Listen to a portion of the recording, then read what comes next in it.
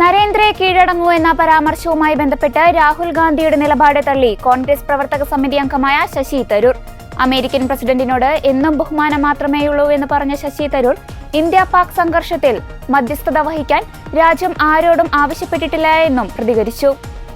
ട്രംപിന്റെ മധ്യസ്ഥതയിലാണ് വെടിനിർത്തൽ ഉണ്ടായതെന്നും മോദിയെ വിളിച്ച് നരേന്ദ്ര കീഴടങ്ങുമെന്ന് US പ്രസിഡന്റ് ഡൊണാൾഡ് ട്രംപ് പറഞ്ഞെന്നും രാഹുൽ ഗാന്ധി ആരോപിച്ചിരുന്നു. ഓപ്പറേഷൻ സിന്ദൂറിനെ കുറിച്ച് വിദേശ രാജ്യങ്ങളിൽ പ്രതിനിധി സംഘം സന്ദർശനം നടത്തുന്നതിനിടയിലാണ് തരൂരിന്റെ പ്രതികരണം. 33 രാജ്യങ്ങളിൽ ഓപ്പറേഷൻ സിന്ദൂർ വിവരിക്കുന്നതിന്റെ ഭാഗമായി സന്ദർശനം നടത്തിയ പ്രതിനിധി സംഘത്തെ പ്രധാനമന്ത്രി നരേന്ദ്രമോദി നേരിട്ട് കാണും. അടുത്ത തിങ്കളാഴ്ചയോ ചൊവ്വാഴ്ചയോ കൂടിക്കാഴ്ച നടക്കുമെന്നാണ് റിപ്പോർട്ട്. വിദേശകാര്യമന്ത്രി S ജയശങ്കർ പ്രതിനിധി സംഘങ്ങളുമായി ചർച്ച നടത്തുകയും ചെയ്യും.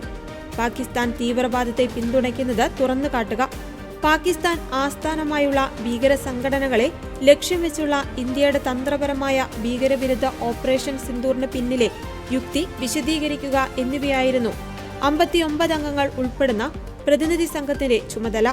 ഓപ്പറേഷൻ സിന്ദൂർ എന്ന പാകിസ്ഥാനിലെ ഭീകര കേന്ദ്രങ്ങൾക്കെതിരായ സൈനിക നീക്കത്തിന് പേരിട്ടതിനെക്കുറിച്ചും ശശി തരൂർ പ്രതികരിച്ചു. സിന്ദൂരം ഇന്ത്യയുടെ പാരമ്പര്യത്തിന്റെ ഭാഗമാണ്.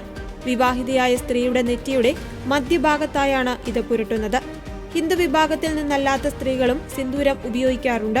കല്യാണത്തിന് ആരംഭിക്കുന്ന സിന്ദൂരമിടൽ കല്യാണം കഴിഞ്ഞ ദിവസം മുതൽ സ്ത്രീകൾ തുടരുന്നു.